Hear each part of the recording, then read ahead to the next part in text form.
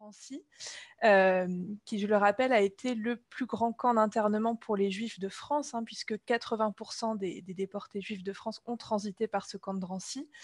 Et donc là, on a beaucoup d'inscrits de la France entière, mais aussi de l'Europe, donc la Suisse, l'Italie, l'Allemagne, et même à l'international, on a des gens qui sont aux États-Unis, qui sont en Israël et qui vont nous suivre aujourd'hui.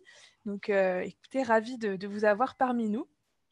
Voilà, c'est aussi l'avantage peut-être du présentiel, du distanciel par rapport au présentiel, c'est le fait de pouvoir suivre une conférence de son salon, peu importe où on soit dans le monde.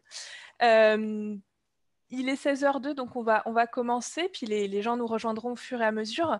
Johanna, déjà, merci beaucoup d'avoir accepté l'invitation du Mémorial pour venir présenter ton travail. Puis, quand on a appris le confinement, merci d'avoir aussi pu t'adapter. C'est pas toujours évident de donner sa conférence sous un format virtuel, mais merci à toi. Donc peut-être pour te présenter un petit peu, toi tu es docteur en sciences politiques et psychologue clinicienne. Tu es également chercheuse associée au Centre d'études sociologiques et politiques Raymond Aron.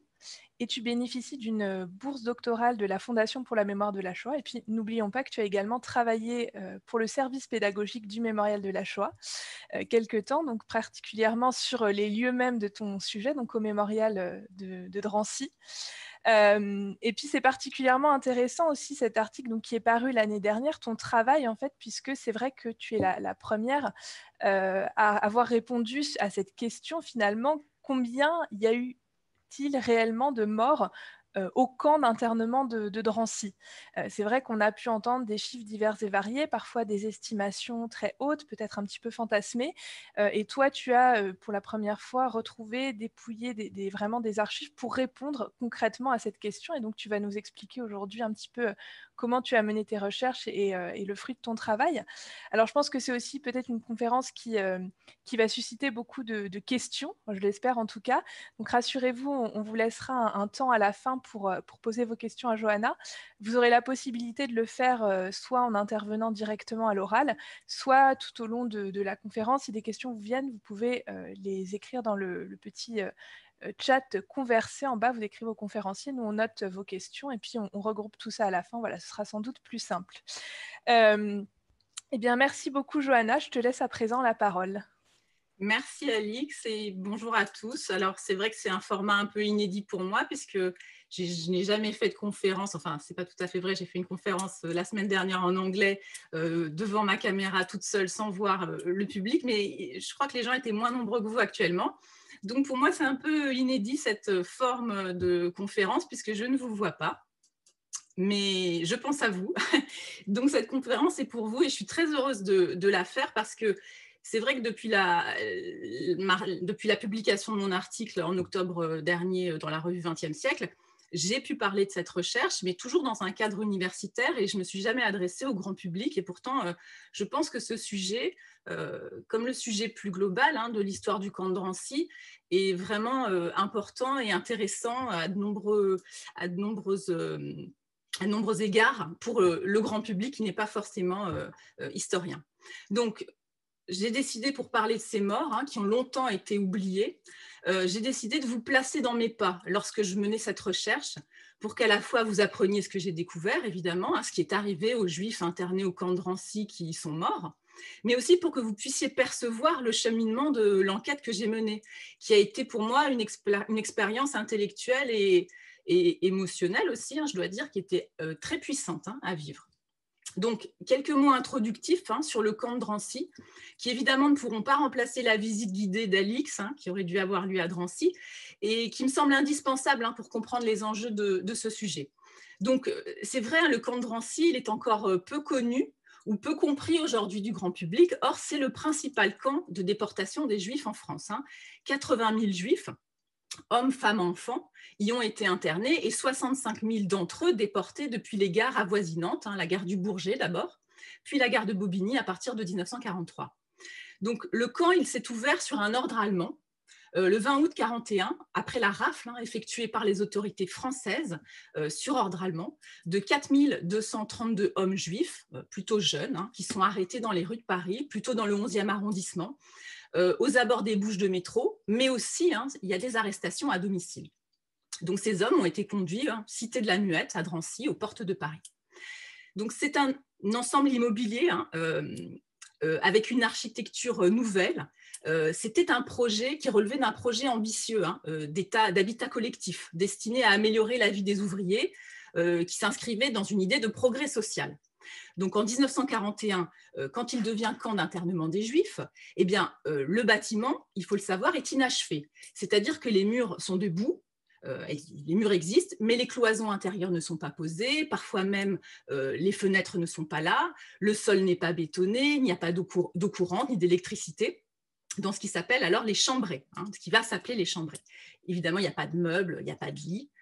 Donc ces conditions de vie très difficiles dans le camp, eh bien, elles auront un impact important sur la mortalité dans le camp. Alors, je dis quand ce camp devient camp d'internement des Juifs. Pourquoi je dis ça? Parce que les Allemands utilisaient déjà ce lieu, quelque temps auparavant, pour interner des prisonniers de guerre anglais. En fait, ils avaient repéré très tôt l'intérêt de ce bâtiment en forme de U, qui était facile à surveiller, une fois que des barrières bloquent l'accès qui est sur le côté ouvert sur rue. Et là, je vais demander si on peut voir la première image de mon PowerPoint, pour que vous puissiez voir effectivement la forme de ce camp, très caractéristique en fer à cheval. Donc, il y a plusieurs époques dans l'histoire de ce camp, selon ce qu'on évoque. Si on évoque la finalité de ce camp, eh bien, il y a une date de césure très importante qui marque deux époques. Eh bien, cette date, c'est le 22 juin 1942. C'est la date de la première déportation organisée depuis le camp de Drancy, composé majoritairement d'internés qui sont des hommes au camp de Drancy, auxquels vont être rajoutées des femmes juives qui sont extraites du camp des Tourelles. Donc, il s'agit du convoi numéro 3. Avant cette date, on pouvait dire que le camp était un camp d'internement. À partir de cette date, Drancy devient un camp de déportation.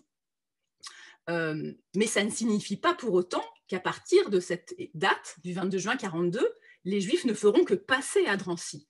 Certains y vivront jusqu'à 20 mois avant d'être déportés. Je pense à Victor Peraya, qui a même fréquenté à Drancy ce qui s'apparentait à une école, et à sa maman, qui était aussi avec lui internée à Drancy.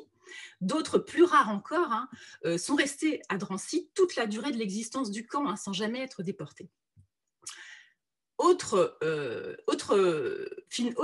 temporalité de ce camp, cette fois, si on évoque le critère de la population internée. Alors là, la césure temporelle importante, elle se situe le 16 juillet 1942, c'est la date de la rafle du Veldiv, qui sépare l'histoire du camp, encore une fois, en deux époques. La première avec seulement des hommes juifs internés là, et l'époque à partir du 16 juillet 1942, où vont se trouver au camp également des femmes et des enfants. Et leur arrivée, elle aura un impact très important sur le moral des internés, puisqu'il y aura une conscience du danger grandissant, et puis ça va provoquer énormément de désespoir et des suicides. Donc là, j'aimerais bien la photo numéro 2. Voilà, si on peut voir la photo numéro 2, on sait que des internés qui ont écrit leurs journaux, qui nous sont parvenus, parlent de ces gens désespérés à cette époque, qui se jettent des étages supérieurs du bâtiment, et dont les corps atterrissent sur l'auvent du premier étage. Si on prend le troisième critère, celui des autorités en charge de la gestion quotidienne du camp, alors la césure, elle se place ailleurs. La deuxième image, s'il vous plaît, pas la troisième, la deuxième. Voilà, merci. Alors là, la césure, elle se place ailleurs. On est autour du mois de juillet 1943, quand les Allemands, pour des raisons qui tiennent à la politique de collaboration de la France qui leur paraît marquer le pas, décident de reprendre en main complètement le camp. Et Alois Brunner, le nazi Brunner en tête. Et ils en chassent totalement les policiers français. Par contre, ce sont toujours des gendarmes français qui vont garder l'extérieur du camp. Alors attention, il y a toujours eu un chef suprême nazi à ce camp, mais pendant toute la première période, jusqu'en juillet 1943, ce sont exclusivement des Français, des policiers français, des gendarmes français, donc, qui gèrent au quotidien le camp. On peut dire que Drancy, c'est vraiment le lieu emblématique de la collaboration. Donc, à l'époque française, on sait qu'il y a des violences, des brimades de la part des gendarmes et des policiers français. D'ailleurs, il y a eu un livre de Didier Eppelbaum à ce sujet, sur le capitaine Vieux.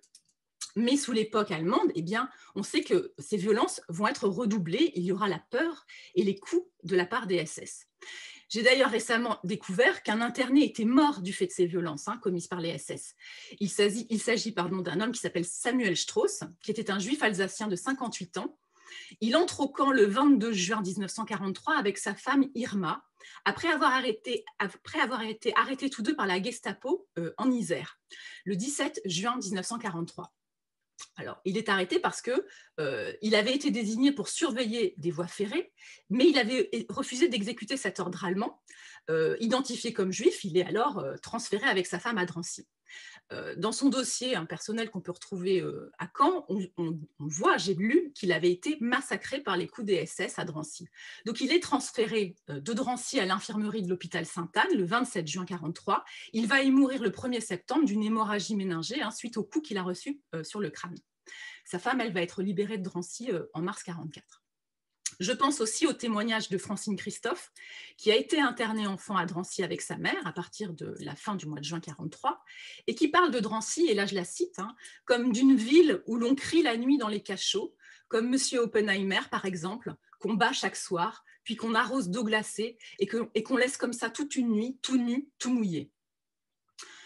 Alors ce qui est étonnant pour notre sujet, c'est que malgré ces changements, malgré ces époques, eh bien, il n'y aura pas, il n'y aura pas d'impact sur la prise en charge des corps des morts des Juifs qui décèdent dans le camp. Pourquoi ? Eh bien, parce que cette prise en charge continue de l'automne 41 à la fin du mois d'août 44 à relever exclusivement d'un même processus administratif, policier, judiciaire français qui est systématique. Donc, la question en fait de la mort des internés, elle se pose très vite après l'ouverture du camp d'internement des Juifs en août 41. Au moment, je vous l'ai dit, où ce camp accueille les premiers hommes juifs, eh bien, ceux-ci vont être plongés immédiatement dans un dénuement total. C'est la préfecture de la Seine qui est chargée d'organiser le ravitaillement, mais les choses sont trop lentes et les internés vont mourir littéralement de faim. Ce qui va provoquer des œdèmes chez des hommes qui sont jeunes, et il y aura rapidement des premiers morts dans le camp. Beaucoup d'hommes vont être transférés à ce moment-là à l'hôpital Rothschild, mais aussi à l'hôpital Tenon, des hôpitaux parisiens, pour être soignés. Dans les quelques semaines qui suivent, une vingtaine d'eux vont mourir à l'hôpital. Le livre de Noël Calef, qui est interné à Drancy à cette époque et qui est le futur auteur du roman Ascenseur pour l'échafaud, qui va être adapté à la fin des années 50 par Louis Malle au cinéma, eh bien, il a écrit un livre qui s'appelle précisément Drancy la faim. Il raconte la souffrance par la faim durant cette première époque où le camp n'est absolument pas prêt à recevoir ses internés. Alors les Allemands, face à ces premiers morts, ils ont éventuellement pu se préoccuper du camp d'Iraton dans Paris, mais pas au point de relâcher les internés même mourants. C'est pourtant ce qui va arriver du fait de l'absence du chef SS Theodor Dannecker, et ces libérations vont avoir lieu sur ordre du médecin auxiliaire de la préfecture de police, qui lui craint l'avalanche de décès au camp. Mais cette vague de libération, elle est stoppée dès novembre 1941. Ça n'empêchera pas certains de ces hommes juifs libérés de mourir chez eux dans les jours qui vont suivre, ou dans les hôpitaux parisiens, toujours d'œdème ou de tuberculose. Un des internés libérés à cette époque a pu rapporter la parole d'un chef SS à cette époque, qui lui raconte: quand le corps médical juif a attiré l'attention du lieutenant allemand sur le manque de médicaments et sur la nécessité de pourvoir l'infirmerie de moyens sanitaires, le lieutenant aurait répondu: je croyais que vous alliez m'entretenir sur la nécessité de trouver un terrain pour le cimetière.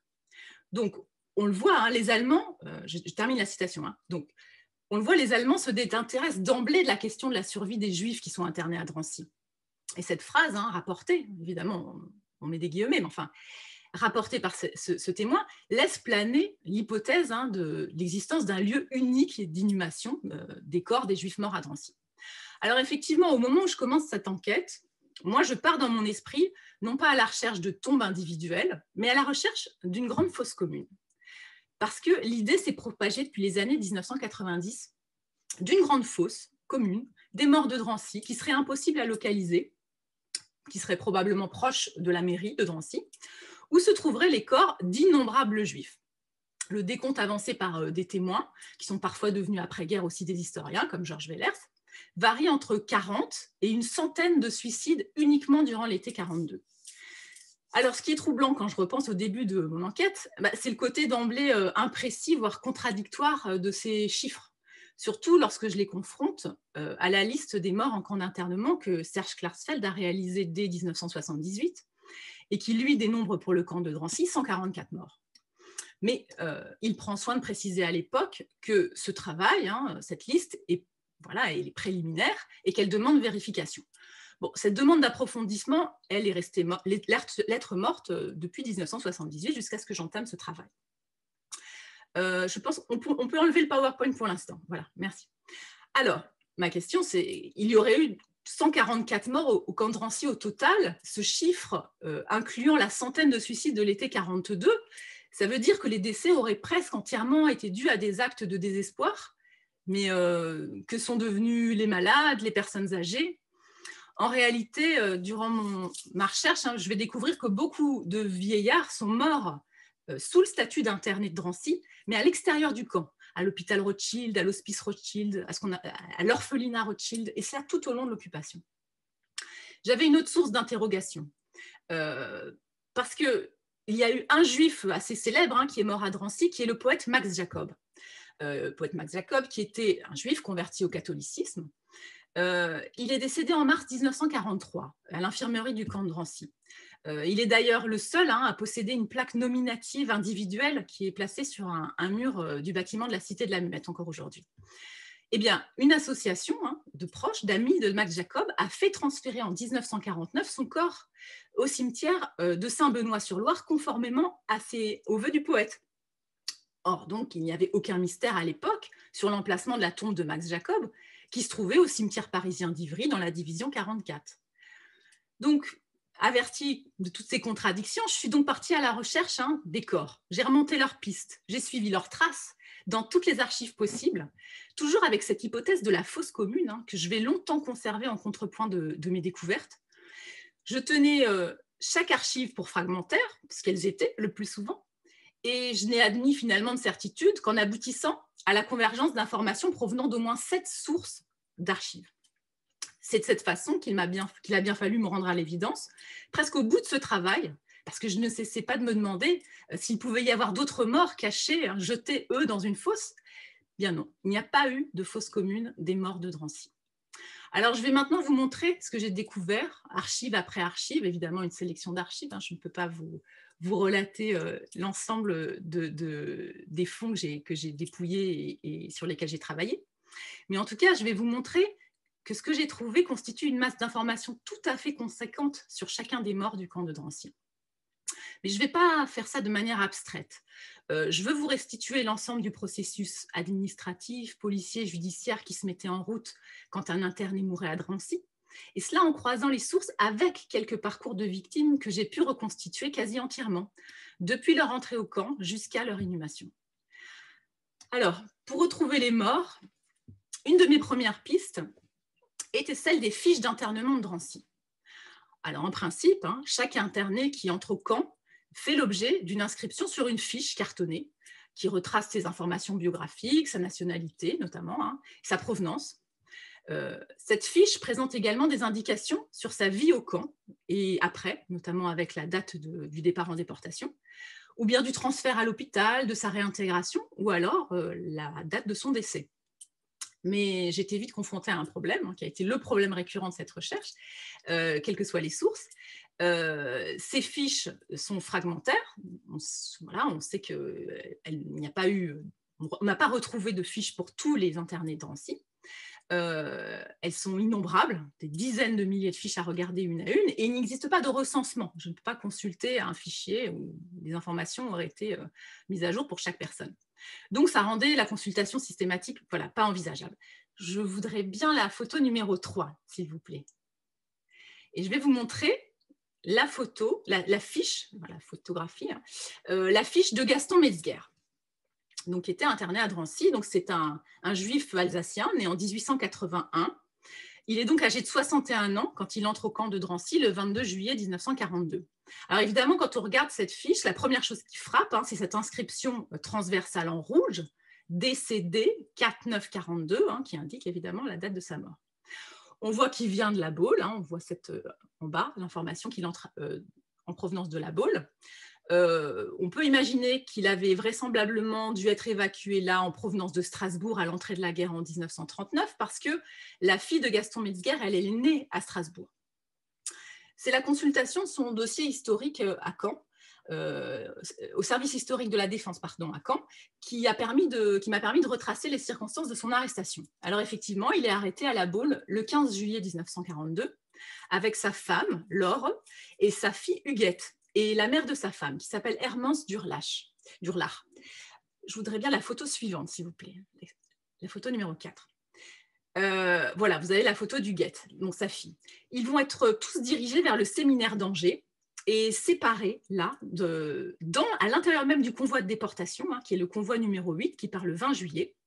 Sa femme et sa fille restent dans ce convoi et elles sont déportées sans retour à Auschwitz. Lui et sa belle-mère, eh bien, ils sont sortis du train à un moment, vers Laon, et ils sont transférés, eux, à Drancy, où ils entrent le 22 juillet. Alors, je vous montre la photo d'Huguette. Pourquoi? Parce que Gaston, il est désespéré de cette séparation avec sa femme et sa fille, et il va se suicider début septembre 1942 au camp. Alors, à cette époque-là, dans le camp, un interné, dont le journal est apparu il y a peu de temps, dont je vous conseille la lecture, qui s'appelle Georges Oyran-Kozanski. À cette époque-là, dans le camp, donc, cet interné le raconte bien, c'est l'effroi, vraiment, parce que les internés ont vu arriver au mois d'août les 3000 enfants de 2 à 13 ans qui ont été raflés lors de la rafle du Veldiv et qui vont revenir seuls à Drancy depuis les camps du Loiret à partir du 15 août, avant leur déportation. Alors, il faut rappeler que ce sont les autorités françaises qui ont insisté auprès des Allemands pour que les enfants nés en France et de nationalité française soient arrêtés avec leurs parents, juifs, apatrides, étrangers, lors de cette rafle du Veldiv, et qui ont insisté encore pour que ces enfants soient déportés avec eux.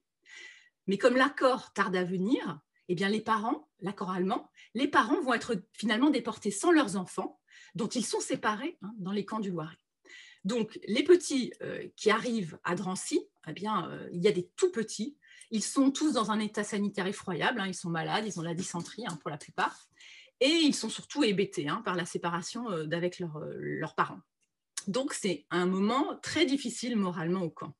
Et puis, leur arrivée et leur déportation, elle va fissurer complètement l'idée du départ dans un camp de travail en Allemagne. Bon, alors comment je sais que Gaston Metzger s'est suicidé ? Là, c'est un fonds que j'ai entièrement dépouillé qui me l'a appris. Il s'agit d'archives judiciaires françaises. Ce sont les dossiers des morts classés sans suite.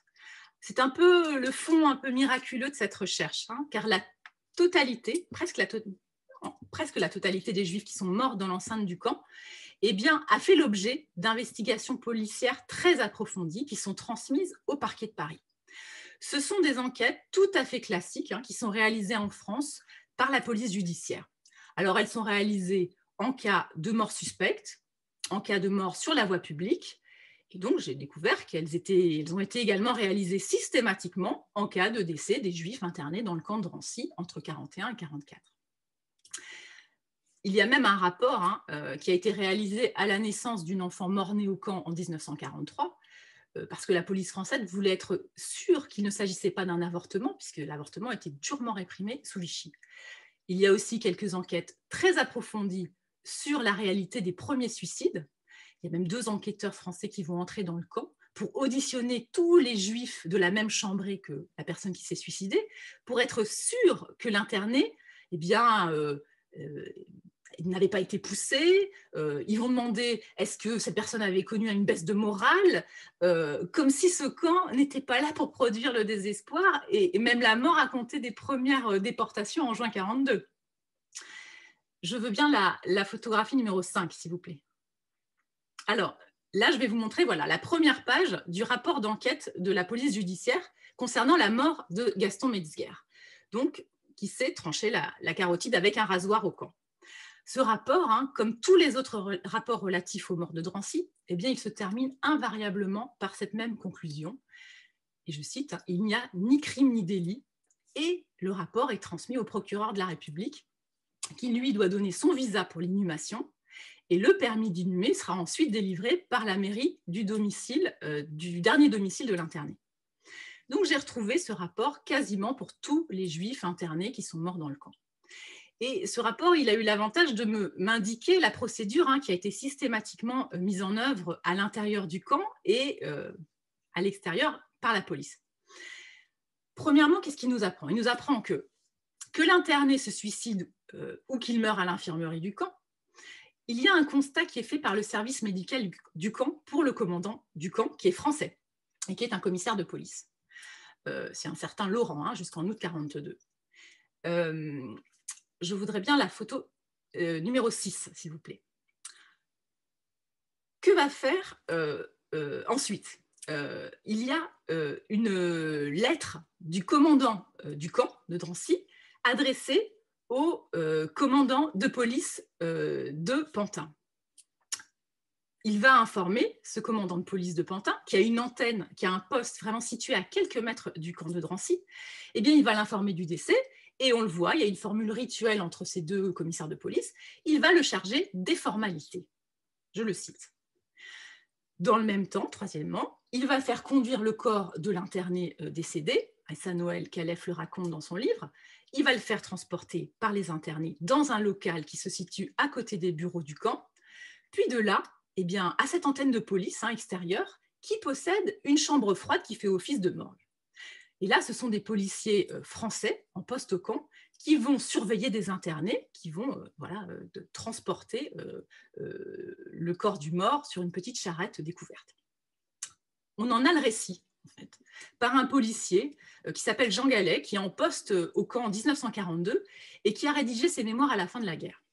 Alors, il raconte, lui, comment se déroule un convoi auquel il a participé. Et c'est le convoi du corps d'Abraham Covers, qui lui aussi s'est suicidé au camp en septembre 1942 et qui l'accompagne donc de Drancy au poste de police à l'extérieur du camp.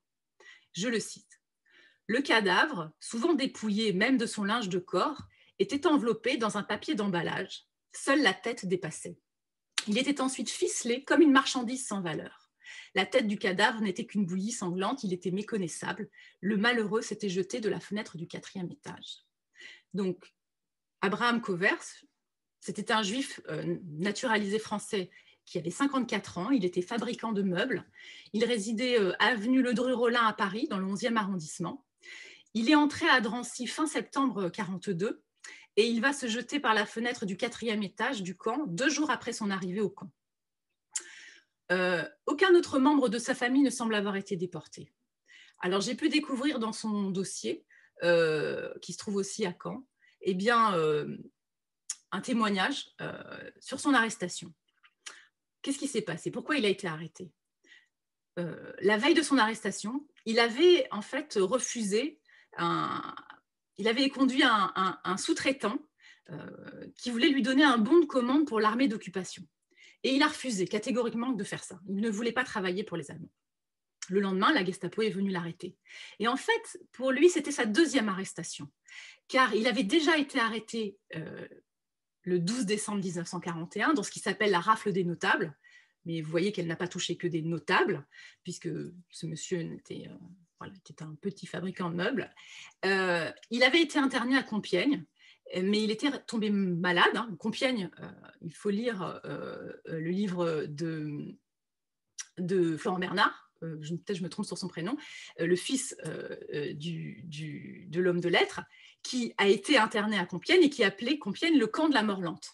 Donc il va faire ce séjour à l'hôpital, d'où il va être libéré en mars 1942. Et donc, quelques mois plus tard, eh bien, seconde arrestation, et cette fois, il entre à Drancy, 4 jours plus tard, il se suicide.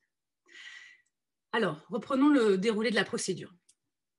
Une fois averti, le commissaire de Pantin va rédiger un télégramme pour prévenir la préfecture de police, donc la préfecture centrale du décès au camp. Si on peut avoir l'image numéro 7, vous allez voir cet extrait, ce télégramme que j'ai retrouvé cette fois-ci dans les archives de la police et qui qui annonce le décès au camp de 2 internés en novembre 1941, Abraham Mires et Moses Zeisel. Et si vous lisez le télégramme, vous voyez que tous les deux meurent de cachexie avancée. Alors, qu'est-ce que c'est la cachexie avancée? C'est l'amaigrissement extrême, qui sont les conséquences de la faim. Abraham Mires, c'est un juif grec de 44 ans. Il est marchand ambulant, il est entré en France en 1913. Il réside rue du Faubourg Saint-Antoine à Paris. Il entre au camp à son ouverture, le 20 août 1941, et à ce moment-là, il est en parfaite santé. Il meurt en novembre, donc d'un œdème facial, et le rapport indique que le corps est dans un état squelettique. Moses Zeisel, c'est un juif polonais du même âge. Il est manœuvre de profession. Il habite boulevard Richard Lenoir à Paris. Il va mourir exactement des mêmes causes.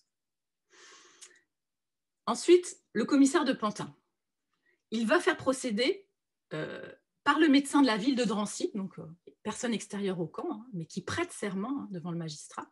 Il va faire procéder à des constatations sur le corps de l'interné mort qui est dénudé et qui se trouve dans la chambre mortuaire de ce petit commissariat à côté de Drancy. Ensuite, il va faire déclarer ce décès à l'état civil de la mairie de Drancy par ses inspecteurs, ce qui fait qu'on peut trouver trace de presque tous les morts du camp dans le registre des décès de la mairie. Je voudrais bien la photographie numéro 8, s'il vous plaît. Alors, ce qui est troublant dans ce registre, c'est ce que vous pouvez voir ici sur cette photo, c'est que ce sont toutes ces mentions manuscrites qui se trouvent au milieu des pages, qui sont ajoutées et qui sont relatives à des juifs qui sont inscrits comme décédés à Drancy, alors qu'ils sont en réalité morts à Auschwitz ou dans d'autres camps d'extermination, d'où ont été conduits les déportés de France. Il faut savoir que jusqu'en 1986, les Juifs qui sont déportés depuis le camp de Drancy, ils étaient supposés décéder à Drancy par l'administration française, car Drancy était en fait leur dernier domicile connu. Il y aura progressivement des rectificatifs au journal officiel qui vont être apportés à partir de 1986, mais lui, le registre de l'état civil de Drancy, il a gardé ces mentions. Vous avez compris qu'il ne reflète pas la réalité du lieu de décès. Donc, je dois dire qu'elles m'ont déroutée parce que le registre de décès ne permet pas de distinguer seuls les morts de Drancy des Juifs qui sont morts à Auschwitz. Je pense qu'à présent, vous pouvez enlever le PowerPoint quelques instants. Voilà. Le commissaire de Pantin, ensuite, répondant donc à la demande du commandant du camp de s'occuper des formalités, je le cite avec des guillemets, eh bien, il a demandé au commissariat de police de l'arrondissement du domicile du mort de prévenir la famille et de demander à un proche de venir reconnaître le corps à Drancy. Et donc, cette petite antenne de police proche du camp va recevoir les familles quand elles vont venir reconnaître le corps de l'interné mort. Parce que oui, étrangement, dans ces circonstances extraordinaires, eh bien, il s'agit pourtant de respecter les procédures les plus normales. Dans le cas de Gaston Metzger, eh bien, c'est sa sœur Rosalie, qui a 64 ans et qui est domiciliée à Paris, eh bien, qui se rend à Drancy, pour être auditionnée par le commissaire de Pantin à quelques mètres du camp et reconnaître le corps de son frère. Alors, il faut imaginer qu'à l'époque, il n'est pas simple du tout pour une femme juive qui porte l'étoile de se rendre là, en bus, que la police française arrête les juifs, notamment ceux qui ont échappé à la rafle du Veldiv et qui sont sur des listes que la police française veut toujours arrêter. Mais de nationalité française, âgée, Rosalie n'a pas de raison a priori d'être arrêtée à cette époque-là. On peut aussi imaginer qu'elle a sur elle cette convocation de la police et qui l'autorise à circuler. Alors, le plus souvent, eh bien, personne ne vient. Pourquoi personne ne vient? Eh bien, soit parce que, et là je cite les termes qui existent, qu'on retrouve dans les rapports de police, aucune famille n'est connue au défunt. Et là, c'est par exemple le cas d'une petite fille qui s'appelle Renée Kviat, qui est morte à 3 ans de la rougeole au camp, le 5 septembre 1942. Sa famille est arrivée de Pologne en France en 1929. Sa mère, Soura, son père, Mendel, et sa sœur, Ita, qui avait 18 ans, ont été arrêtés avec elle lors de la rafle du Veldiv dans leur appartement du 19e arrondissement. Son frère Abraham, qui avait 20 ans, lui, était déjà déporté à cette époque du camp de Pithiviers. Après l'internement au Veldiv, la fillette et le reste de sa famille sont conduits à Pithiviers le 19 juin 1942, sans savoir que le frère a été déporté pour faire de la place dans ces camps pour accueillir les raflés de la rafle du Veldiv. De là, la sœur et le père de la fillette sont déportés le 31 juillet, la mère sera déportée le 7 août. Donc la petite Renée reste seule et elle est transférée à Drancy le 22 août 42. Elle entre à l'infirmerie le lendemain. Elle est immédiatement placée dans le coin des contagieux. Sur un rapport médical, il est noté qu'elle est extrêmement maigre. Et le médecin du camp ajoute dans son rapport que la petite fille est, je le cite, mongolienne. Alors, autre raison pour laquelle personne ne vient, eh bien, la famille est internée à Drancy. Voilà pourquoi elle ne peut pas venir reconnaître le corps. Là encore, c'est le cas d'Yvette Ménassé, qui est une petite fille de 10 ans, qui vient de Montmorency. Elle va mourir au camp d'asthme et de défaillance cardiaque en mars 1943, un mois et demi après son entrée à Drancy. Sa mère est internée avec elle, mais elle n'est pas entendue par la police, c'est-à-dire qu'elle n'a pas le droit de sortir pour reconnaître le corps de sa fille. Autre raison pour laquelle personne ne vient reconnaître le corps, eh bien, autre formule officielle, la famille est partie pour une destination inconnue. C'est une formule consacrée. Qu'est-ce que ça veut dire? Ça veut dire, comme dans le cas de ce mort de Drancy, qui s'appelle Hersch Novodivorski, eh bien, c'est un tailleur de 44 ans qui meurt, lui, de congestion cérébrale due au froid dans le wagon de déportation qui attend le départ à la gare du Bourget le 4 novembre 1942. Les policiers, ils vont aller dans le rapport jusqu'à noter que sa femme n'a pas pu être entendue car elle se trouvait dans le même convoi que lui qui a poursuivi son chemin. Autre raison encore, dernière raison, soit la famille est avisée du décès mais ne se rend pas à la convocation. Quel que soit le cas de figure, après février 1943, plus aucune famille ne se montre au commissariat de police de Pantin, antenne de Drancy, pour reconnaître un corps. Ce moment d'audition offre la possibilité aux proches de raconter les dégâts de l'internement sur leurs proches. On le comprend à travers les codes du langage policier. Je vais vous citer quelques paroles, notamment la première, Madame Golchindé, qui vient reconnaître le corps de son mari, juif russe de 50 ans, qui s'est jeté par la fenêtre d'une chambrée en septembre 1941. Mon mari avait une très bonne santé, il n'était jamais malade et jamais il ne m'a montré aucun signe de dérangement mental. Jusqu'à ce jour, il ne m'avait jamais fait part de ses intentions de suicide. Elle sera déportée le 18 septembre 1942. En octobre 1941, c'est Mathilde, la fille d'Adolphe Sternberg, un juif français de 62 ans, qui est tapissier, qui habite rue du Faubourg Saint-Antoine, qui vient reconnaître le corps de son père, qui est mort d'un œdème au poumon au camp.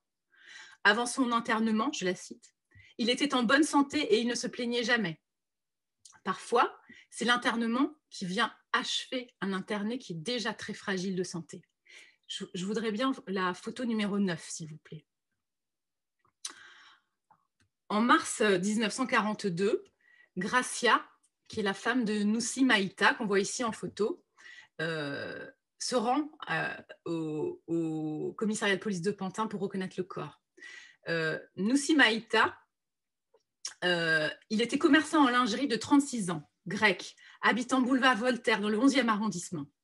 Elle va expliquer qu'il est décédé en fait dès sa réintégration au camp après un long séjour à l'hôpital Rothschild pour des problèmes cardiaques.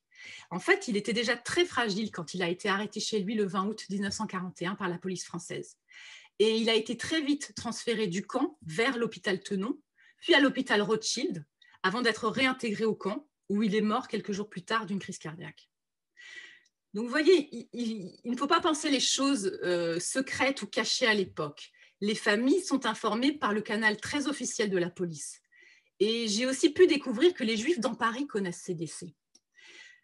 Le suicide de Gaston Metzger, il apparaît dans le journal d'Hélène Baird. Évidemment, il faut connaître, elle ne cite pas son nom, il faut connaître la date, il faut connaître, mais c'est le suicide de Gaston Metzger. Alors, Hélène Baird, c'est cette jeune fille française, juive, qui travaille à l'époque comme bénévole dans les bureaux d'un centre d'assistance de l'Union générale des Israélites de France, qui est l'association obligatoire mise sur pied en 1941 par Vichy à la demande des Allemands et qui remplace toutes les organisations juives qui sont dissoutes. Donc Hélène Baird, elle raconte les détails de son suicide, le désespoir de Gaston Metzger, tous ces détails de la vie au camp, de la mort au camp, qui bruissent dans les couloirs de l'UGIF. Elle va également relater sa rencontre dans les bureaux de l'UGIF avec le père d'un petit garçon qui s'appelle René Presdiki, qui meurt à 5 ans à l'hôpital Claude Bernard le 7 septembre 1942, 2 jours après son transfert de Drancy. Donc il meurt à l'hôpital Claude Bernard en tant qu'interné de Drancy. C'est un enfant du Veldiv, emmené à Beaune, revenu seul à Drancy pour être déporté. Mais il tombe malade de la diphtérie et il est conduit à l'hôpital. Après sa mort, donc, le père vient récupérer à l'UGIF les dernières affaires de son fils, qu'il croit d'ailleurs mort à Beaune. Vous pouvez enlever aussi le PowerPoint provisoirement. Alors, qu'est-ce qui se passe ensuite? Où va le corps d'un juif mort à Drancy? Eh bien, j'ai découvert qu'il était toujours pris en charge par la machine policière et judiciaire française. Eh bien, les corps vont repartir au cœur de Paris, dans le 12e arrondissement. Ils vont à l'Institut médico-légal, la morgue, ce grand bâtiment de briques rouges qui se trouve sur les bords de la Seine pour les Parisiens. 2 raisons successives à cela. Dans une première période, pour pouvoir être autopsié si besoin. Et puis, à partir d'août 1942, quand les Allemands refusent une autopsie demandée par le procureur, parce qu'ils veulent faire accélérer les procédures d'inhumation, c'est d'ailleurs la seule intervention qui est notable par les archives, l'intervention allemande, eh bien, à partir de ce moment-là, les corps sont simplement envoyés en dépôt à l'Institut médico-légal. Là encore, j'ai trouvé quasiment trace de l'ensemble des Juifs morts dans le camp, dans ce registre de l'Institut médico-légal de Paris. Donc, à ce stade de mon enquête, par recoupement des différentes archives consultées, évidemment, je ne vous ai pas du tout présenté je ne les ai pas présentés en exhaustivité ici, je pouvais déjà avoir idée de l'identité et du nombre de Juifs morts dans l'enceinte du camp. Donc, il y a 127 Juifs internés au camp de Drancy qui sont décédés sur place, dans l'enceinte du camp, entre le 16 septembre 1941 et le 26 juillet 1944, auquel il faut rajouter 5 personnes qui sont mortes en gare, 4 personnes en gare du Bourget et 1 en gare de Bobigny.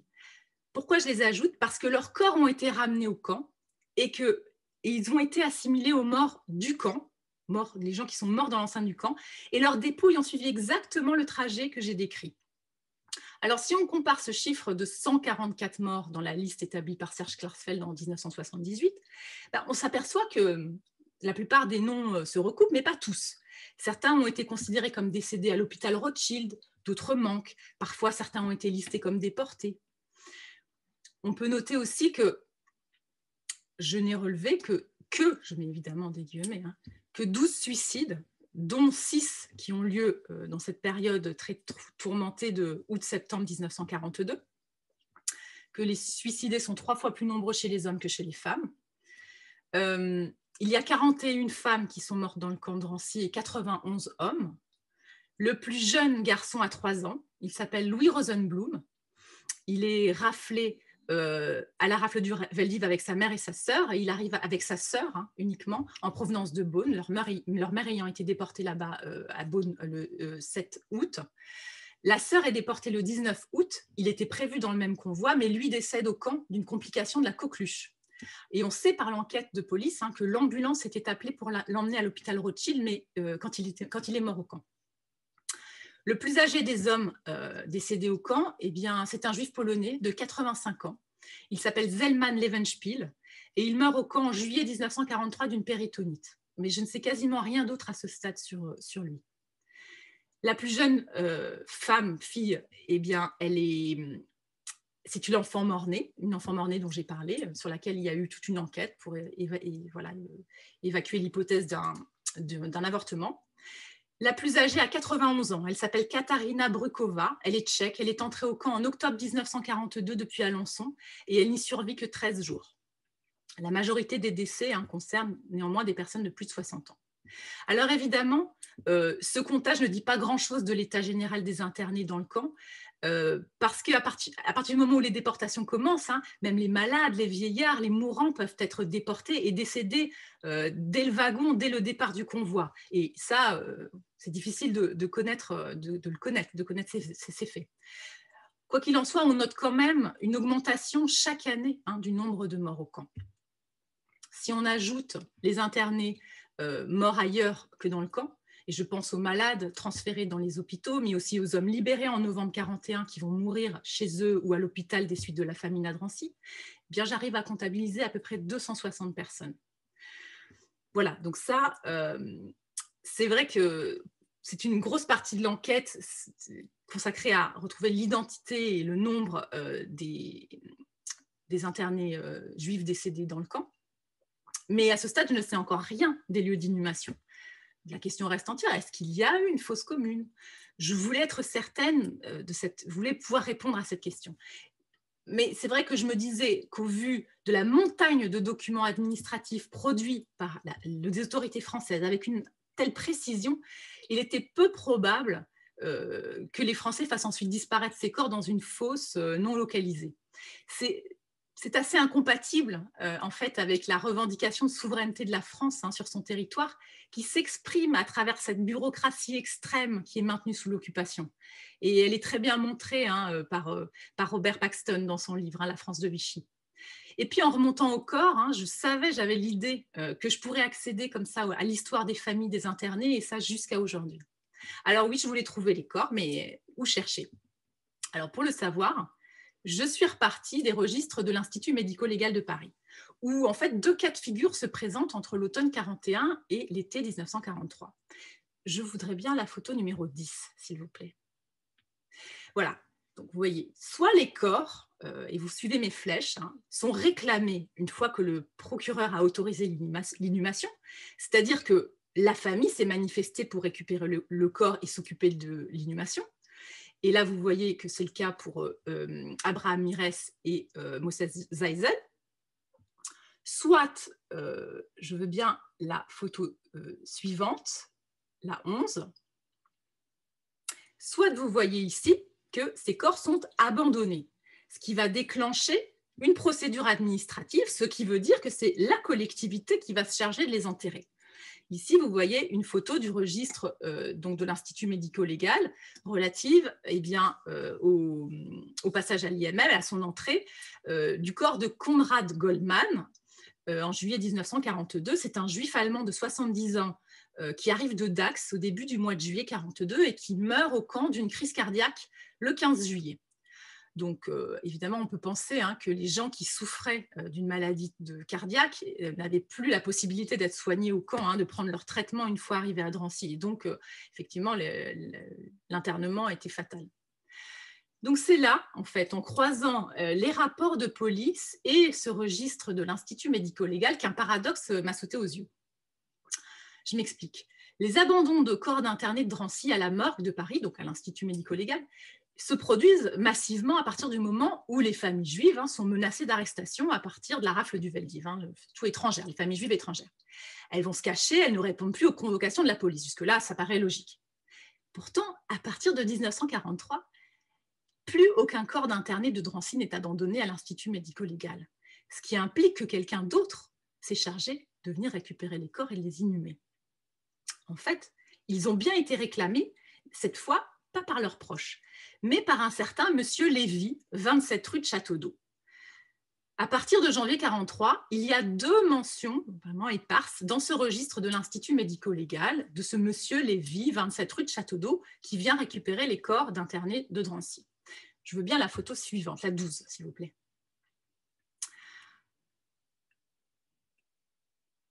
Voilà, merci, pardon. En 1944, en fait, les choses vont se préciser. Vous voyez les photos du registre relatives à Maurice Abravanel, qui est un juif né à Istanbul, naturalisé en 1924. C'est un agent d'assurance qui arrive de Marseille le 25 novembre 1943 au camp. Il va y mourir le 6 janvier 1944 d'une crise cardiaque. Sa dépouille entre à l'Institut médico-légal le 7 janvier 1944.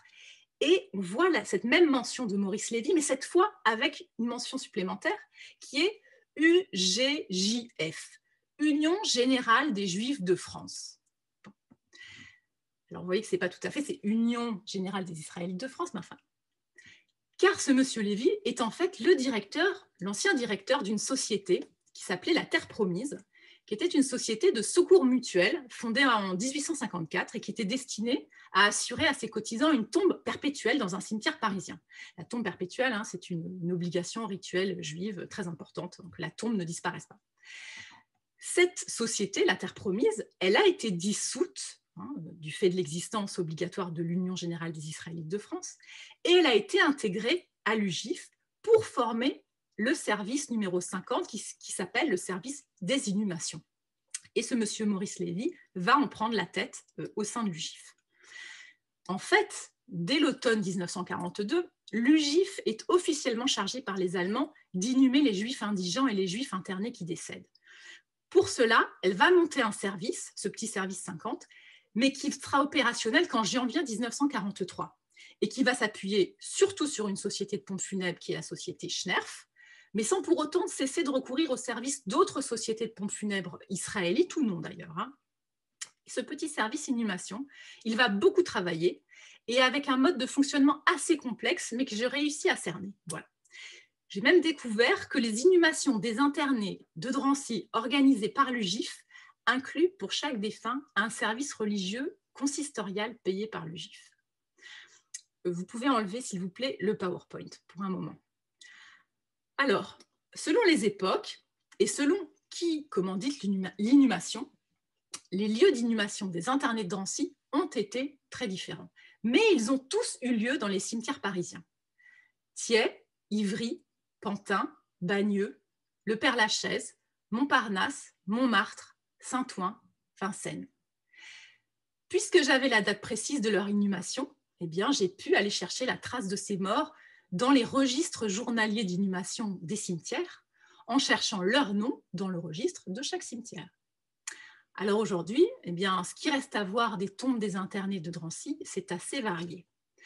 Premier cas de figure, une soixantaine de tombes d'internés n'est plus visible. Celle qui se situait à Ivry, à Thiais et à Pantin notamment. Ça correspond aux premières inhumations d'internés à l'automne 1941. Ce sont des inhumations qui sont réalisées qui correspondent à ces corps abandonnés à l'Institut médico-légal. Ce sont des inhumations gratuites en terrain commun réalisées par le service municipal de la ville de Paris. Alors, qu'est-ce que c'est, ces inhumations gratuites? Ce sont des inhumations qui sont faites pour les indigents, pour les gens qui n'ont pas les moyens. Les corps, alors évidemment, c'est pas, je sais que quand on dit ça, on a l'impression qu'il y a une grande fosse commune, mais non, il n'y a pas de fosse commune parce que c'est interdit par la loi, les fosses communes en France. Les corps sont séparés les uns des autres par un nombre réglementaire de centimètres. Il y a une petite plaque individuelle qui porte le nom de la personne inhumée. Mais évidemment, c'est un régime d'inhumation qui est peu pérenne. Donc, je vous ai dit, ça correspond, ces soixantaines de tombes qui ne sont plus visibles aujourd'hui, ça correspond premièrement à ce type d'inhumation qui a lieu à l'automne 41 et à Thiais. Et puis, ça correspond aussi aux achats de concessions faites par l'UGIF dans les cimetières de Thiais, d'Ivry et de Pantin, achats qui sont faits pour 5 ans. Alors, aujourd'hui, eh bien, pour l'ensemble de ces tombes d'internés de Drancy, eh bien, il n'y a plus de tombes. Il n'y a plus de traces même de leur tombe. Leurs noms ont disparu, ces petites plaques ont disparu, et leurs os ont été placés à l'ossuaire. Donc, ça concerne un nombre important d'internés de Drancy. Calculé à peu près 26 internés qui ont été inhumés à l'époque à Ivry, plus à peu près 34 internés inhumés à Thiais, plus quelques autres à Pantin, soit plus de 60 personnes. Ça montre là parfois que personne n'a su peut-être à l'époque, que parfois personne n'est revenu de déportation pour pérenniser ces tombes, ou alors que quand ils sont revenus et qu'ils ont renouvelé les concessions, c'était possible de le faire. On voit qu'à Thiais, il y a eu 7 renouvellements de concessions après-guerre. À Ivry, il y en a eu 15. mais qu'ensuite, eh bien, ça s'est arrêté après après un ou deux renouvellements, comme si la mémoire familiale, hein, s'était perdue. Donc, quelque part, il n'y a plus de mémoire de ces morts inhumés dans ces cimetières-là, mais il reste juste ces documents administratifs que j'ai pu retrouver. On peut dire que c'est presque là qu'on mesure l'effet de la Shoah, c'est-à-dire que ça ne peut pas tenir au-delà de l'époque des faits parce qu'il n'y a plus personne pour porter la mémoire. Deuxième cas de figure, qu'est-ce qui reste à voir des tombes aujourd'hui des internés décédés à Drancy?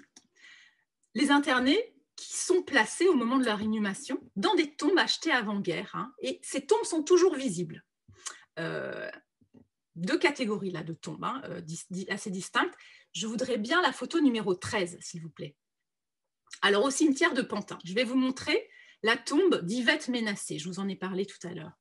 Cette petite fille qui meurt au camp le 16 mars 1943. Alors, elle est inhumée par l'UGIF, par l'Union générale des Israélites de France, qui va payer un service religieux et l'inhumation dans le caveau de famille. Ce qui implique, hein, que l'UGIF ait eu contact avec un membre de la famille qui lui a indiqué la tombe. Sa tombe est celle de la famille Lévy, qui est une famille proche, hein, une famille. Son nom n'est pas gravé à elle sur la pierre tombale. En tout cas, il est très difficile à voir parce que la tombe, vous voyez, elle est en assez mauvais état. Mais le numéro de concession indiqué par le registre des inhumations du cimetière, il concorde avec celui gravé sur le côté de la tombe. C'est la 25e perpétuelle de 1931. Je pense, peut-être vous pouvez voir sur la tranche au premier plan de l'image, c'est ce numéro gravé. Autre tombe familiale, achetée avant-guerre, dans laquelle un interné de Drancy va être inhumé. Je veux bien la photo numéro 14. Voilà, ça c'est la tombe de Salomon Athias, au cimetière du Père-Lachaise. Salomon Athias était un juif français de 52 ans né en Algérie. Il est enterré dans son caveau familial, caveau Cohen à Noun, au cimetière du Père-Lachaise. Ce caveau a été acquis en 1924. Donc lui, il est mort au camp fin octobre 1941, des suites de la famine, d'une gastro-entérite provoquée par l'épuisement du corps, hein, suite à la famine.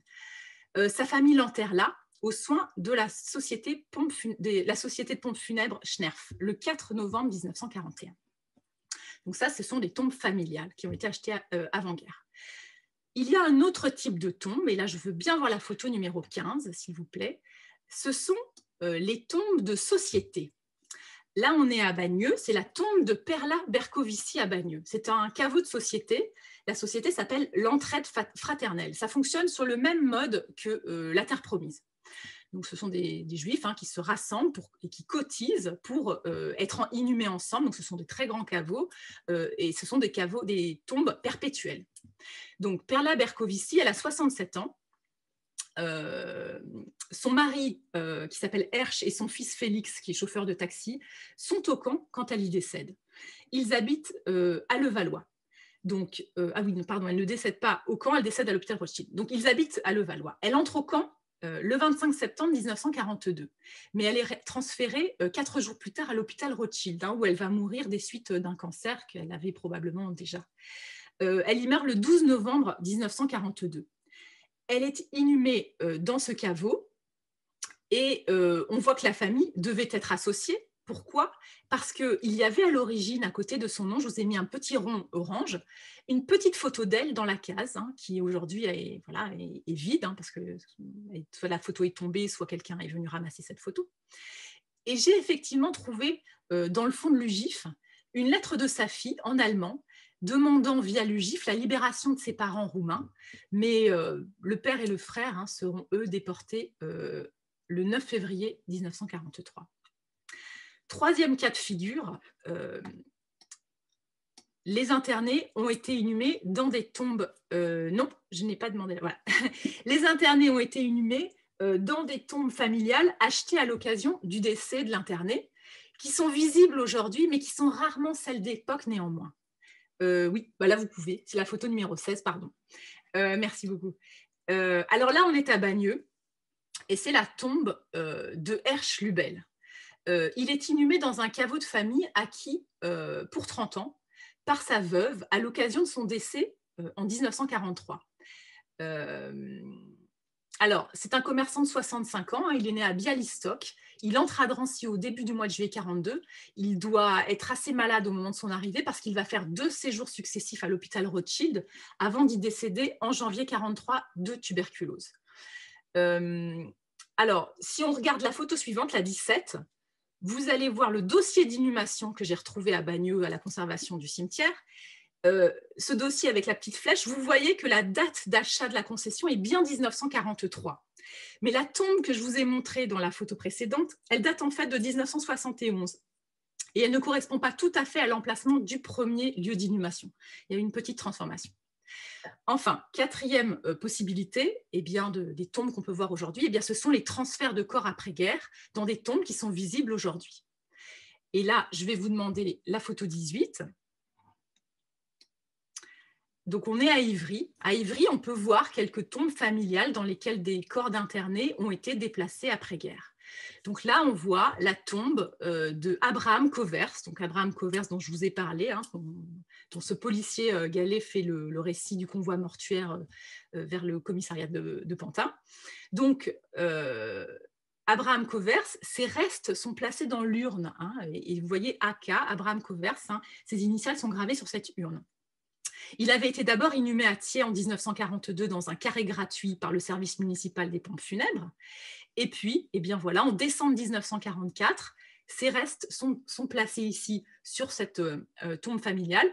Et je vous fais remarquer à quel point le caveau est neuf, hein, est refait à neuf. C'est une façon pour moi de voir que la mémoire familiale est toujours très présente, en fait. La photo suivante, la 19, s'il vous plaît. On est toujours à Ivry. Et là, c'est la tombe de Louis Worzinger, un juif hollandais de 46 ans qui était arrivé au camp en provenance de Besançon, un ouvrier diamantaire. Lui, il meurt au camp d'une maladie des reins. Il va être inhumé à Ivry, hein, dans ce même cimetière par l'UGIF en janvier 1943. Mais là, la tombe que l'on voit, ce n'est pas la tombe d'origine. Hein, son corps a été exhumé en 1948 et placé dans une concession achetée par sa famille. Et on ne la reconnaît, tout c'est absolument illisible, mais je n'ai pu la reconnaître grâce au numéro de concession qui est gravé dans la tranche du cimetière, de la tombe, voilà, qui sert vraiment de validation en fait de la tombe. La photo suivante, s'il vous plaît, la numéro 20. Là, c'était pour les 2 tombes précédentes, je vous ai montré des tombes familiales à Ivry, dans lesquelles les corps des internés ont été déplacés après-guerre. Maintenant, à Pantin, voilà la tombe de Soulin Sokol. C'est un juif polonais, né à Lodz. Il a 20 ans quand il décède. Il est fourreur maroquinier. Il est entré en France en 1931. Il est arrêté par la police française le 16 juillet 1942 devant son immeuble, hein, rue de l'Ancry à Paris, dans le 10e arrondissement. Il va rester à Drancy quelques mois sans être déporté. Il tombe malade. Il est transféré à l'hôpital Tenon en février 1943 où il meurt très rapidement. Il va être inhumé à Pantin dans une concession temporaire achetée par l'UGIF en l'absence officielle de sa famille, hein, de toute famille pour s'occuper de cette inhumation. Je dis officielle, pourquoi? Parce que les archives hospitalières que j'ai consultées me montrent une réalité très différente, une réalité cachée. Alors, je vais demander la photo numéro 21. Voilà, ça c'est le registre d'inhumation, de destination des corps à l'hôpital Tenon. Après un décès, hein, il y a différents types de registres. Et là, c'est le registre de destination des corps, c'est-à-dire qui prend en charge le corps, qui vient récupérer le corps. Là, en l'occurrence, on voit que c'est un certain M. Moïse qui vient chercher le corps le 26 février 1943. La photo 22, s'il vous plaît. Et là, c'est le registre des effets, l'inventaire des effets du défunt. On voit que c'est encore ce nom qui apparaît au registre de l'hôpital, hein, pour venir récupérer les quelques habits du mort, les quelques effets.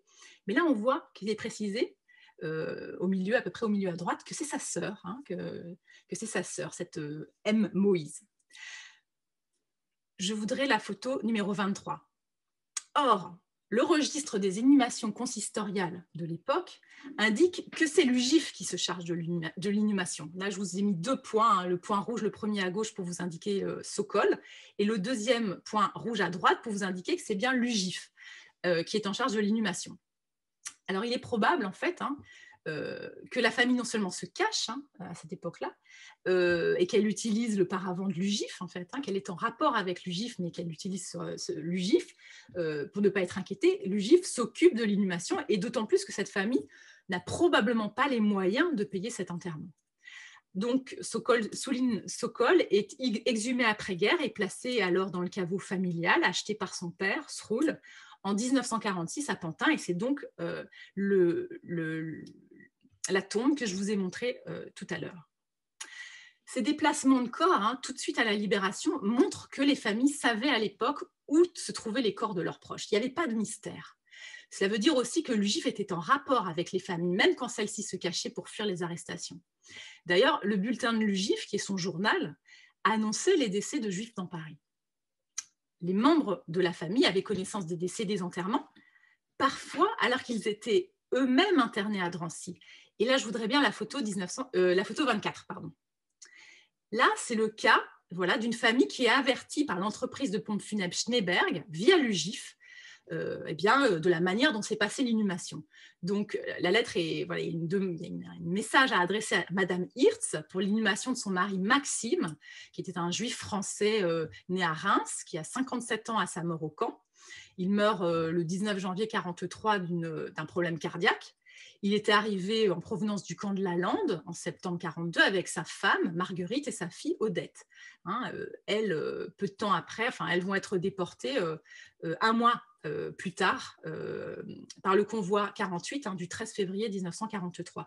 Donc dans cette lettre, il charge l'UGIF de répercuter que l'inhumation s'est passée selon les vœux de la famille. La photo 25, s'il vous plaît.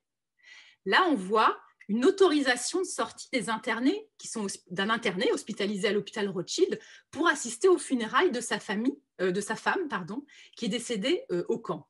En l'occurrence, c'est sa femme Olga Apostol, une femme russe de 71 ans qui meurt au camp en mars 1943 d'une cachexie très avancée.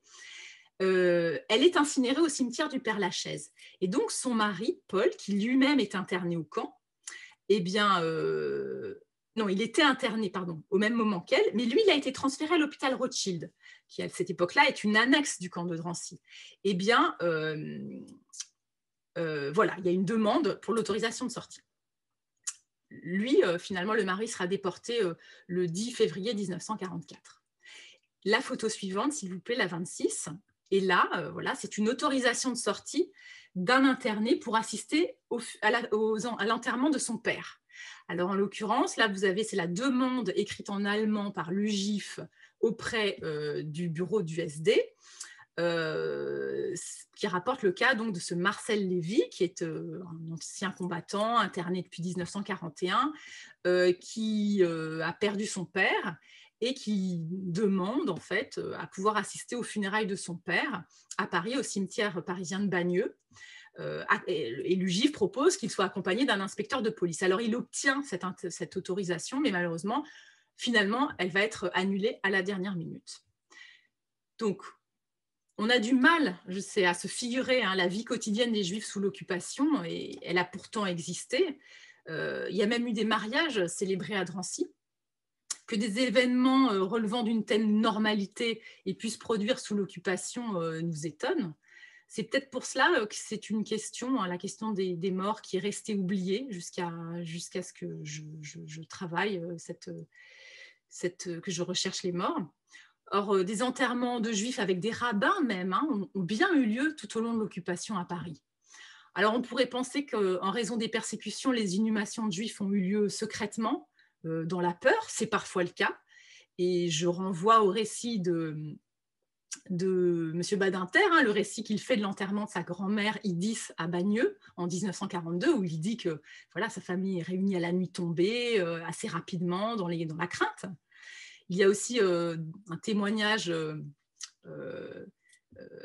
fait en novembre, un témoignage d'une inhumation qui se passe aussi à Bagneux, donc des Juifs étrangers, la plupart du temps polonais, qui se fait en l'absence de membres importants de la famille, parce que ceux-ci ont peur des contrôles d'identité qui ont lieu à la sortie du cimetière.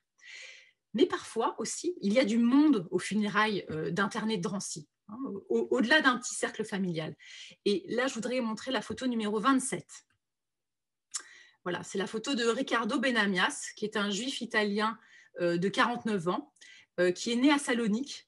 Il est arrivé à Drancy le 27 août 1942 sur ordre allemand, parce que lui, il est extrait de la prison du Cherche-Midi où il était incarcéré et il est conduit par des inspecteurs de police français jusqu'au camp de Drancy. Il va y mourir d'une hémorragie cérébrale. Donc, dans son dossier, qui se trouve à Caen, eh bien, sa voisine, à Levallois, de la 13 rue du Levant, raconte avoir assisté le 17 septembre 1942 à son enterrement au nouveau cimetière de Vincennes. Et elle dit, ainsi qu'un bon nombre de personnes, parce qu'il était très apprécié.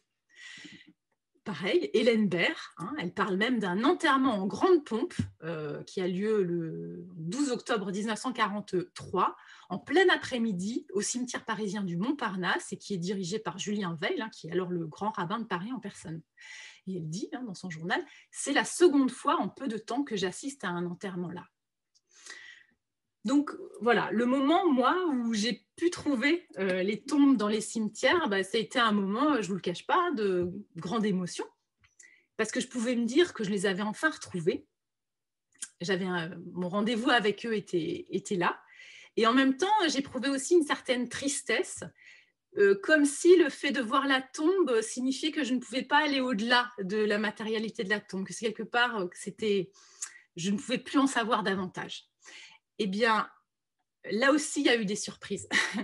En fait, il y a 7 personnes dont j'ai pu découvrir le visage grâce à une photographie qui a été placée sur leur tombe au cimetière, et c'était vraiment au cimetière de Bagneux. Et c'était une sacrée émotion.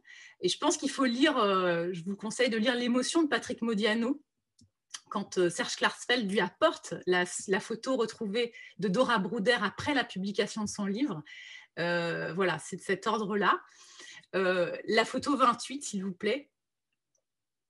Voilà, donc là, voilà, c'est une photo que j'ai retrouvée. La photo de Charles Gabet, qui est né à Casablanca. C'était un cordonnier de 45 ans. Il fait partie des libérés du 4 novembre 41 du camp et il va mourir chez lui le 11 novembre 41. C'est quelqu'un qui n'est absolument pas listé nulle part. Il n'était pas dans la liste de 1978. En fait, je l'ai retrouvé par recoupement entre les actes de décès parisiens du 4e arrondissement de Paris et les listes de libérés de Drancy. Alors, voir son visage, c'était encore plus inespéré que pour les autres parce que lui, eh bien, il n'est jamais apparu à quiconque comme relevant de l'histoire du camp de Drancy. Donc, il n'y a aucun rapport de police à son nom, il n'y a aucune archive d'hôpital.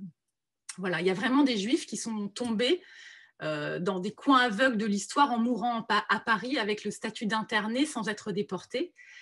Évidemment, ça s'est passé ailleurs qu'à Drancy. Je pense à l'arrière-grand-mère de la sociologue Nathalie Haynick, qui raconte dans son livre Une histoire de France comment donc son arrière-grand-mère, qui s'appelait Jeanne Benimoff, qui avait 63 ans, elle avait été raflée lors de la grande rafle de Marseille en janvier 1943 avec son mari Bensi. Comment elle est morte dans le convoi qu'il a mené avec d'autres femmes de Marseille à Compiègne, car elle ne disposait plus assez d'insuline pour traiter son diabète. Son nom figure sur le mémorial de Compiègne aujourd'hui. Mais d'autres n'ont pas encore cette chance d'avoir leur nom écrit quelque part. Et je voudrais vous raconter l'histoire d'une petite fille sur laquelle j'ai beaucoup travaillé, qui s'appelle Cécile Cubel. Cécile Cubel, elle était née on n'a pas sa date exacte, le 4 ou le 8 août 1938 à Paris. Elle habitait avec ses parents Yankiel et sa mère Chana au 86 rue du Faubourg Saint-Denis à Paris, escalier A, 3e étage droite. Elle est raflée lors de la rafle du Veldiv avec sa mère, Chana. Son père, lui, avait déjà été convoqué au poste de police du 10e arrondissement pour un banal contrôle d'identité le 14 mai 1941. En réalité, il est arrêté à cette occasion et il est envoyé à Beaune, où il est interné. Il va être déporté par le convoi numéro 2 vers Auschwitz. Donc, quand Cécile y arrive avec sa mère, après le Veldiv, ça fait peu de temps que son père en est parti. Sa mère va être déportée depuis là-bas. Elle va être, transférée à Drancy. Elle est inscrite sur la liste du prochain convoi, mais entre-temps, elle est tombée malade. Elle souffre d'une pneumonie. Elle est transférée à l'hôpital Trousseau le 4 septembre 1942 et elle y meurt le lendemain à 16h10. la déclaration de décès est remplie par un employé de l'hôpital. On voit qu'il ignore la date de naissance de Cécile parce qu'il laisse la case blanche, et il ignore aussi son prénom exact parce qu'elle est nommée à tort Céline. Sur le registre de destination des corps de l'hôpital, il est indiqué que c'est Léon Schnerf, donc de la société de pompes funèbres du même nom, qui vient récupérer le corps le 8 septembre sur autorisation d'une certaine Madame Kaufmann qui habite la rue d'Avron. Cécile est enterrée au cimetière parisien de Thiais, dans une concession temporaire acquise par l'UGIF, et c'est le rabbin Veil qui dirige la cérémonie. Donc mon interrogation sur cette famille, elle a commencé quand j'ai compris que le père était rentré de déportation. Et je me suis vraiment posé la question, est-ce qu'il a pu savoir que sa fille était enterrée à Paris et qu'elle n'était pas morte en déportation? Parce que les listes de déportation, évidemment, ne mentionnent pas Cécile, mais elles n'ont été publiées par Serge Klarsfeld qu'en 1978. Donc, qu'est-ce qu'il pouvait savoir à l'époque? Alors, c'est par un hasard extraordinaire que je ne vais pas raconter ici que j'ai pu entrer en contact avec le cousin germain de cette petite fille, un monsieur âgé, qui m'a appris en quelques phrases que Madame Kaufmann, rue d'Avron, c'était en fait la sœur du père de Cécile. C'était donc elle qui avait autorisé la levée du corps à l'hôpital. Et il n'y avait plus de doute qu'en rentrant de déportation, le père, Yankiel, a appris par elle l'emplacement de la tombe de sa fille. Je voudrais bien la photo 29, s'il vous plaît. En 1952, lui projette de partir vivre au Brésil. Finalement, il vivra aux États-Unis, à Miami, la fin de sa vie. Mais on voit, il a fait exhumer le corps de sa fille et il l'a fait placer dans un caveau collectif, le caveau des Amis de Varsovie et de ses environs. C'est comme un bagneux, un caveau qui permet de garantir une tombe perpétuelle. Et on voit bien sur le dossier de cette inhumation que c'est le père qui est à la manœuvre. Je vous ai mis une petite flèche, vous pouvez voir que c'est son père, donc toujours Cubel, 86 rue du Faubourg Saint-Denis, en 1952. Je voudrais bien la photo numéro 30, s'il vous plaît.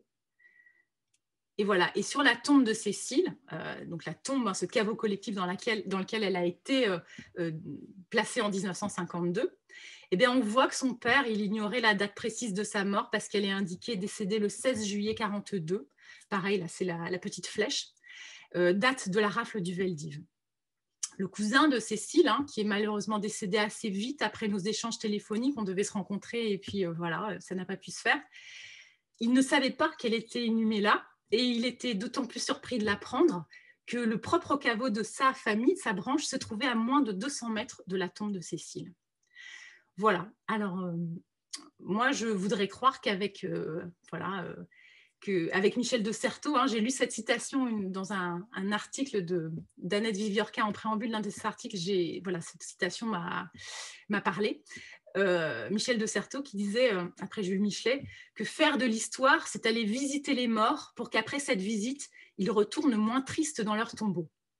Alors, dernière photo, la photo 31. Pour terminer, je vais vous montrer la photo de la tombe de Gaston Metzger au cimetière du Montparnasse, qui est la dernière tombe que j'ai trouvée le mois dernier, et avec beaucoup de difficultés. J'ai dû retourner 3 fois au cimetière, et la dernière fois, j'ai emmené mes enfants et mon mari, et on a cherché pendant des heures, parce que le tracé des allées au cimetière du Montparnasse a vraiment beaucoup changé depuis la guerre, mais on l'a trouvée, et elle porte la mention que vous ne pouvez pas voir là, parce qu'elle est presque effacée, décédée à Drancy. Voilà. Je vous remercie de votre attention, et je suis prête à répondre à vos questions. Merci beaucoup, Johanna, pour cette conférence vraiment passionnante. Je pense que tu as su vraiment nous montrer les défis auxquels tu as été confrontée, vraiment ce travail de fourmi. Oui. Et puis, je pense aussi que tu as réussi avec à la fois beaucoup de rigueur et beaucoup d'émotion à redonner un nom, parfois un visage, et puis à retracer l'histoire de ces personnes, ce qui est un travail absolument nécessaire à mon sens, mais aussi assez titanesque. Donc, vraiment, merci. Alors oui, comme elle le disait, Johanna, vous avez tout à fait la possibilité d'interagir ou de poser des questions, soit sur le live Facebook, soit par écrit, vous avez en bas sur Zoom la petite barre avec l'onglet Converser, donc vous pouvez nous écrire, ou lever virtuellement la main pour qu'on vous donne la parole et donc parler directement. On a déjà eu quelques questions pendant ton intervention, donc des gens qui nous saluent, qui te remercient pour ton travail. Alors, il y a une dame qui demandait justement, parce que tu disais que les corps de ces morts à Drancy n'étaient pas toujours identifiés par les familles. Elle demande si c'est parce qu'ils avaient peur d'être identifiés à leur tour comme juifs, est-ce qu'ils risquaient d'être arrêtés à cette occasion? Oui, bien sûr. En fait, on voit vraiment qu'il y a des époques très différentes. Hein. C'est vrai qu'il y a beaucoup plus de juifs qui viennent reconnaître le corps de leurs proches au début de l'histoire du camp, évidemment avant, jusqu'à la rafle du Veldiv. Ensuite, la rafle du Veldiv, elle ne touche pas tout le monde, hein. Elle ne touche pas notamment les juifs français. Donc, évidemment, exception faite des enfants qui sont raflés avec les parents de nationalité étrangère et apatride. Donc, le danger n'est pas le même pour tous les juifs dans Paris. Et à partir de 1943, le danger est massif et il est partagé par tous les juifs, puisque, et là je vous invite à lire les travaux de Laurent Joly sur la traque des juifs. 1943, c'est un moment où il y a, où les Allemands vont reprendre la main sur les arrestations et vont arrêter à tour de bras en utilisant la police française, qui est notamment une brigade qui s'appelle la brigade Permieux, qui arrête des juifs français simplement sur ordre allemand. Donc, ce n'est pas, c'est vrai qu'à partir de, on peut dire, à partir de la rafle du Veldiv, voilà, et surtout 43, il n'y a quasiment plus de familles qui osent, et c'est totalement, vraiment, c'est de bon sens, venir au poste de police de Pantin reconnaître le corps d'un mort. Merci Johanna. Alors peut-être effectivement, on peut dire aussi qu'en lien avec donc ces premières recherches, tu vas publier très prochainement un article dans la revue d'histoire moderne et contemporaine sur justement le devenir des pompes funèbres israélites sous l'occupation, qui est aussi une question très intéressante, voilà, et qui viendra compléter ce premier travail. On a une dame qui demande par rapport à ta bibliographie, ce que tu nous as présenté sans doute au début du PowerPoint, où est-ce qu'on peut la trouver? Alors, je ne sais pas s'il y a une possibilité peut-être de la remettre. Oui, voilà, c'est la dernière photographie. J'ai rassemblé voilà, les quelques ouvrages que j'ai cités. Hein. Évidemment, il y en a d'autres, mais c'est la dernière photographie de mon PowerPoint. Voilà, mais je pense que j'imagine que on vous la donnera peut-être sous une autre forme. Merci. Et on me demande également, donc, voilà, elle est remise là en ligne, la bibliographie, si vous souhaitez faire une capture d'écran ou la prendre en photo pour avoir ces références pour vous. Une personne sur le live Facebook nous demande si tu as eu recherche à des archives concernant les tombes collectives de Bagneux et de Pantin auprès des sociétés mutualistes juives durant tes recherches. Alors, j'ai pas bien entendu le début de la question, mais je... Alors, est-ce que tu as eu accès à des archives concernant les tombes collectives de Bagneux et Pantin auprès des sociétés mutualistes juives? Voilà, alors je vois que j'ai affaire à des connaisseurs, parce qu'en fait, c'est vrai que je n'ai pas abordé du tout cette question. C'est une question assez compliquée, hein, les caveaux collectifs, mais oui, j'ai commencé tout un travail justement sur l'histoire de ces caveaux sous l'occupation à Paris. Voilà, j'ai quelques éléments de recherche, mais c'est vrai que je ne les ai pas présentés ici parce que c'est assez compliqué à présenter et que je vois que j'ai déjà parlé très longtemps, mais ça va faire l'objet notamment d'articles voilà, qui sont prévus.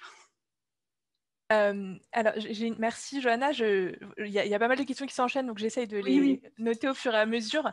Une personne qui demande parmi ces morts que tu as trouvés au camp de Drancy, est-ce que tu pourrais te donner le nombre exact d'enfants, si possible? Alors là, je ne l'ai pas comme ça, mais je peux le communiquer. Enfin, je n'ai plus voilà, le chiffre en tête exactement. Voilà, oui. J'ai plus le chiffre. Excusez-moi, je n'ai pas le chiffre en tête là. Voilà, je ne sais pas. Mais je pourrais répondre à cette question plus tard. Mais je peux renvoyer, par contre, je ne sais pas si la question précise sera, la personne trouvera la réponse précise, mais à la fin de la bibliographie, vous verrez, j'ai publié un article qui est de type universitaire, mais enfin, qui reprend quand même avec moins de détails biographiques sur les victimes, qui reprend les grandes lignes de ce processus voilà, de prise en charge des morts et où j'établis des descriptions des internés décédés plus précises, en fait, dans l'article de la revue 20e siècle, 2021. C'est mon article, vous le trouverez à la fin de la bibliographie. Merci. On a une personne qui demande, alors si tu vas donner d'autres conférences, et une qui demande si donc le fruit de tes recherches fera l'objet de la publication sous forme d'ouvrage prochainement. Je pense que les deux questions se rejoignent. Oui, oui. Alors en fait, je dois dire que j'ai déjà pas, c'est la première fois que je parle de ce sujet. Je vous l'ai dit, pour le grand public. En fait, j'ai fait quelques conférences, mais plus dans un cadre universitaire. Donc, et effectivement, je suis en train de travailler sur ce livre, le livre des morts du camp de Drancy, qui est difficile à écrire parce qu'à chaque fois que je me lance dans un sujet, je me rends compte qu'il y a quelque chose que je ne comprends pas dans le parcours de la personne. Et donc, ça ouvre sur tout un chapitre. Et c'est comme ça que je me suis mise à travailler sur l'histoire des sociétés de pompes funèbres israélites à Paris, parce que en voyant toutes ces informations sur les sociétés qui ont inhumé les Juifs morts à Drancy, je me disais, mais étant donné qu'elles sont dirigées par des Juifs, comment ces gens, pendant toute la guerre, ont eu le droit de continuer à travailler alors qu'ils étaient eux-mêmes Juifs et donc soumis aux lois d'aryanisation, de spoliation de leur entreprise. Donc, je me suis posé des tas de questions sur leur mode de fonctionnement et j'ai répondu à ces questions dans un grand article qui lui, va paraître dans quelques jours, je crois, dans la revue d'histoire moderne et contemporaine, où j'ai cherché effectivement à un petit peu comprendre le fonctionnement de ce secteur économique.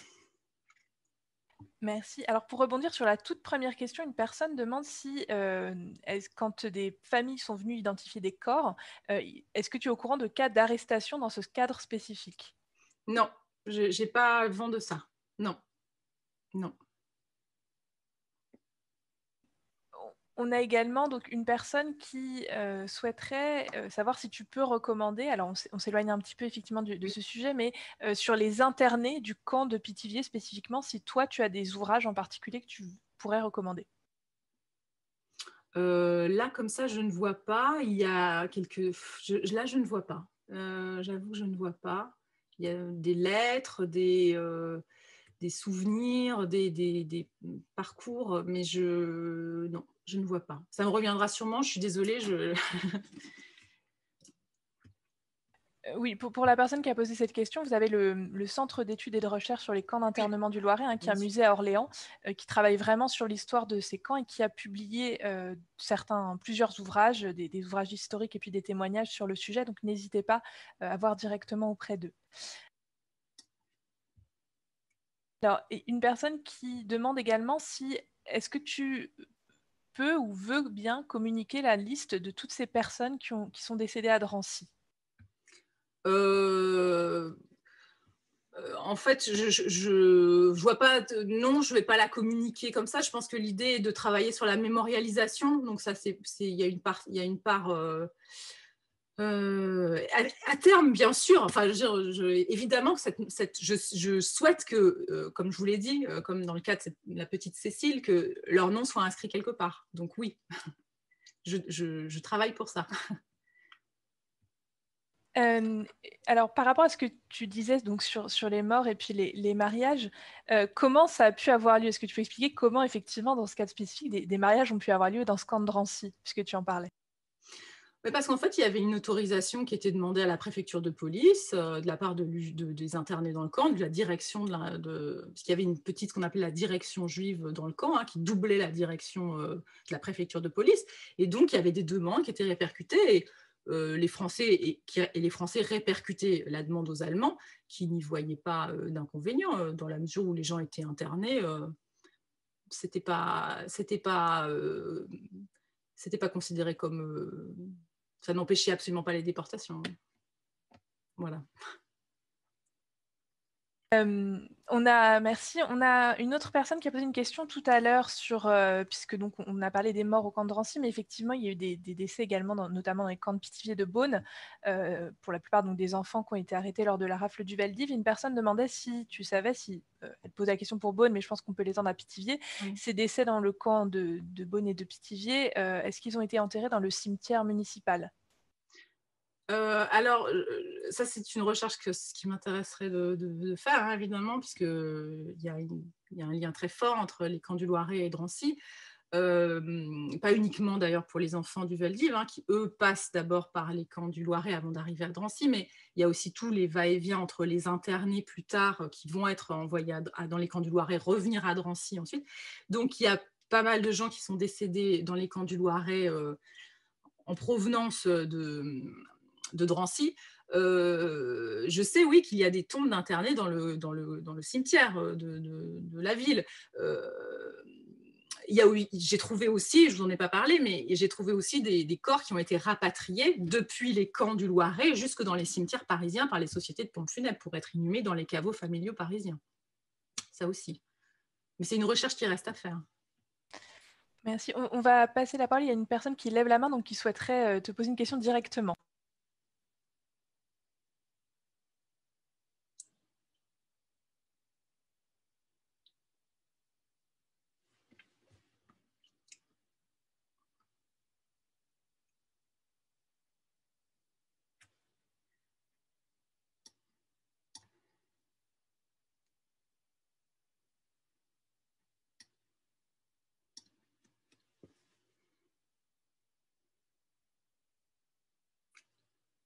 J'entends plus, moi.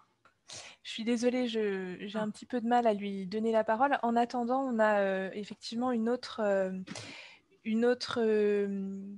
alors peut-être une question que moi je me posais effectivement et qui est intéressant de répondre, puisque là tu as travaillé donc sur les morts au camp d'internement de Drancy.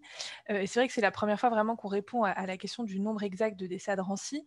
L'historien Serge Klarsfeld, lui, a trouvé 3000 morts dans les camps d'internement sur l'ensemble du territoire français. Est-ce que toi, tu envisages de faire un travail alors beaucoup plus vaste, mais de vraiment travailler sur les morts dans les camps d'internement en France? Je ne sais pas. Peut-être que la prochaine étape, ce serait effectivement de travailler sur les camps du Loiret parce qu'ils ont un lien très très fort. Ça a beaucoup de sens en fait de travailler puisque voilà, il y a parfois des internés qui arrivent dans les camps du Loiret. Ils arrivent en provenance de Drancy et ils décèdent immédiatement dans les camps du Loiret. Donc on aurait presque envie de les intégrer, de leur laisser le statut d'interné de Drancy. Mais oui, j'aurais envie, mais je sais ce que ça implique comme l'ampleur de la recherche que ça demande. Et je ne sais pas si j'ai... Voilà, pour l'instant, je suis dans d'autres types de recherches, mais effectivement, oui, ça m'intéresserait. Il y a eu des choses qui ont été faites, hein, notamment par Alexandre Doulut, voilà, sur le camp de Rivesaltes, je crois. Je donne la parole tout de suite à une personne qui lève la main.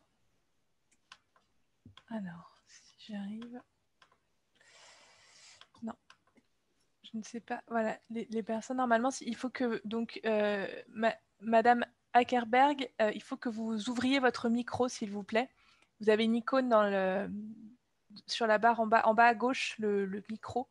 Il faut que vous l'allumiez. Voilà, là, c'est bon, on vous écoute. Non, j'ai pas de questions à poser. Ah, d'accord. Bon, Ma famille est passée, mes grands-parents sont passés par Auschwitz, par Drancy, mais ils ont été déportés à Auschwitz. Voilà, non, il n'y a pas de, voilà, merci beaucoup. Merci à vous. Voilà, je pense que vous êtes nombreux aujourd'hui à être touchés par ce sujet personnellement et que c'est pour ça que vous avez répondu aussi nombreux. Je vais donner la parole à Monsieur Bloss, s'il veut bien également ouvrir son micro pour poser sa question, s'il vous plaît. Gaëtan Bloss, vous avez levé la main?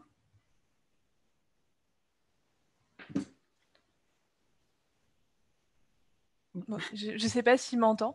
On va revenir aux questions qui sont à l'écrit pour le moment, hein. Je regarde ça tout de suite.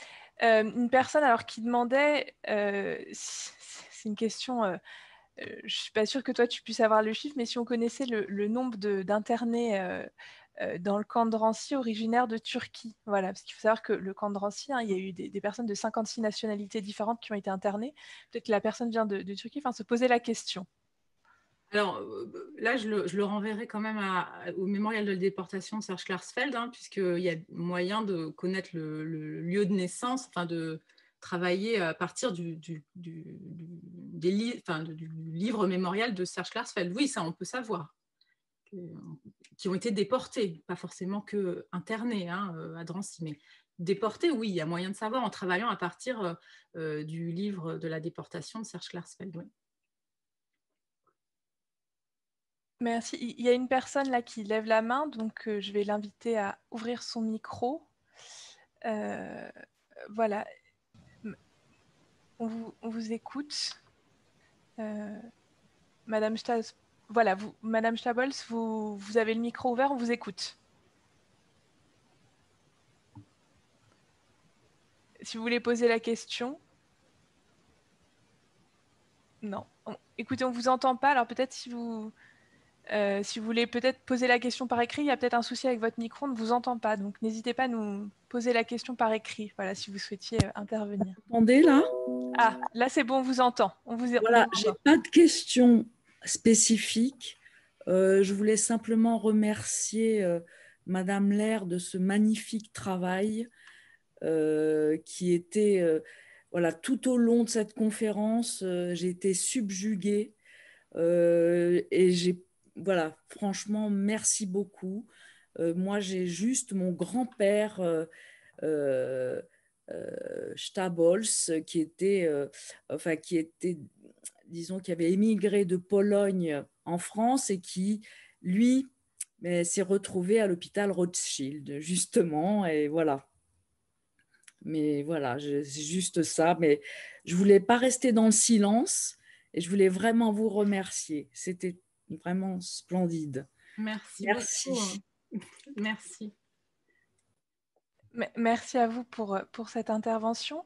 On a une personne qui demande dans la conversation, puisque tu as noté que beaucoup des morts au camp de Drancy étaient originaires du 11e arrondissement. Elle demande si c'est une coïncidence ou s'il y a une raison particulière à ça. Non, je ne pense pas qu'il y ait de raison à ça, mais c'est vrai que je me suis interrogée sur le fait que d'abord, il y avait beaucoup de Parisiens, effectivement, beaucoup de Parisiens et beaucoup de Juifs qui habitaient le 10e arrondissement, le 11e arrondissement, et finalement, je retrouvais assez peu, proportionnellement assez peu de Juifs des quartiers auxquels on imaginerait a priori, le Marais ou le 18e arrondissement. C'était beaucoup axé sur le 10e et le 11e arrondissement de Paris, effectivement. D'accord. On a une personne qui a demandé aussi tout à l'heure si par rapport au décès, aux personnes qui étaient inhumées, il y avait des concessions qui arrivaient bientôt à expiration. Voilà, alors oui, ça c'est une question très intéressante qui m'occupe d'ailleurs pas mal l'esprit actuellement parce que oui, il y a des tombes qui sont en mauvais état, il y a des tombes, vous savez, le cimetière c'est un monde un peu particulier qui a ses propres règles. Les caveaux, quand ils ne sont pas perpétuels, les concessions, quand elles ne sont pas perpétuelles, elles valent pour un temps donné. Et s'il n'y a pas de renouvellement, au bout d'un certain moment, les tombes sont reprises. C'est le langage administratif. Mais ce n'est pas une reprise qui intervient le jour où la concession échoua. Je veux dire, il y a un délai. Donc, ce délai, il dépend aussi si la famille se manifeste ou non, si on peut la retrouver ou non. Or, oui, il y a quelques tombes où on voit, par mon travail, je sais que la tombe l'échéance va bientôt arriver, ou elle est déjà arrivée, la tombe, voilà. Donc, est-ce que... Après, ça relève quand même des familles aussi, donc ça dit quelque chose aussi de la mémoire familiale. Mais c'est sûr que la mémoire familiale impactée par la Shoah, par les disparitions, voilà, c'est pas un univers de communication limpide.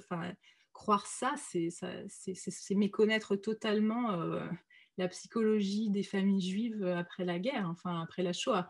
On ne sait pas bien ce qui est arrivé, et même quand les gens après, les acteurs même, hein, juifs de l'histoire après la guerre ont survécu et qu'ils connaissaient l'existence des tombes, ils n'en ont pas parlé. Hein, ce n'est pas une information qui forcément a été transmise. Donc oui, c'est une question à laquelle je m'intéresse et je suis attentive à la question de la conservation des tombes. Voilà. Merci. On a aussi une personne qui a demandé par rapport aux personnes donc, décédées au camp de Drancy si les décès étaient inscrits au registre d'état civil de la ville de Drancy. Alors oui, c'est ce que j'ai expliqué dans mon ma petite présentation. Effectivement, je ne vous ai pas montré le registre de décès de l'état civil de Drancy. Je ne vous l'ai pas montré avec les noms des internés, mais je vous ai montré ces annotations manuscrites hein, qui sont dans les colonnes intermédiaires parce que je voulais vous montrer que c'est compliqué en travaillant simplement sur ce registre qui, oui, les morts de Drancy figurent presque tous, pas tous, et notamment, évidemment, pas ceux qui sont morts chez eux, à l'hôpital, enfin d'autres choses, mais ceux qui sont morts dans le camp, oui, la plupart sont dans le registre d'état civil de Drancy. Mais le fait que ces annotations soient placées là, de gens qui sont en fait déportés à Auschwitz, mais qui, au regard de la loi jusqu'en 86, sont considérés comme décédés à Drancy, bon, ben, ça brouille, ça a brouillé mon savoir pendant un certain moment, quoi. On a une question alors d'une personne qui connaît assez bien ton parcours, puisqu'elle dit « Je sais que vous avez travaillé sur le sud-ouest également. Est-ce que tu aurais des informations sur les 300 tombes d'internés du camp de Recébédou présentes dans l'actuel cimetière juif de Portet-sur-Garonne ?» Voilà, c'est une question assez pointue. Oui, alors la personne doit se tromper parce que ce n'est pas moi.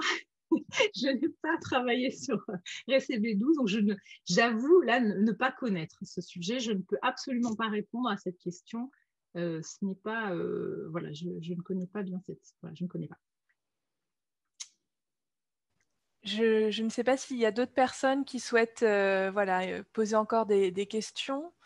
Je vois quelqu'un qui me fait une réflexion qui est très intelligente. Il y a les transcriptions dans les registres de décès, dans les arrondissements de naissance ou dernier domicile. C'est vrai, et j'ai été les chercher, et ils ne sont pas tous, effectivement, ils sont répercutés. Et parfois, comme ces gens étaient aussi considérés comme domiciliés, le dernier domicile était Drancy, eh bien, pendant un moment, les décès à l'hôpital d'interné de Drancy étaient retranscrits dans le registre de la mairie de Drancy. Mais ça s'est arrêté à un moment, ça n'a pas été poursuivi très longtemps. Voilà. Alors moi, j'ai aussi une question, puisque le nombre de morts à Drancy, il y a eu des témoins qui en parlaient, des fois des chiffres qui n'étaient pas ceux que toi tu as découverts. Au cours de tes recherches, qu'est-ce qui t'a peut-être le plus étonné? Est-ce qu'il y a des choses que tu ne t'attendais pas forcément à découvrir et que tu as découvert dans le cadre de ces recherches? En fait, moi, j'ai tout découvert parce que je partais... D'abord, moi, je partais vraiment à la recherche d'une fosse. Alors, pourquoi je partais à la recherche d'une fosse? Parce que le monde autour de la fosse ne m'est pas totalement inconnu, puisque j'ai travaillé pendant quelques années avec le Père des Bois en Europe de l'Est dans ce qui s'appelle la Shoah par balle. Donc, je suis allée à la recherche des fosses communes, dans l'équipe qu'il avait composée. Et donc, je sais ce qu'on peut tirer comme fil historique quand on remonte le fil de ce qui s'est passé, l'organisation d'un crime autour d'une fosse, la fosse commune des Juifs. Donc moi, quand j'ai entendu parler de l'histoire de cette fosse commune des Juifs de Drancy, j'ai pensé que, ok, s'il y a une fosse, alors allons la chercher. En fait, je n'imaginais pas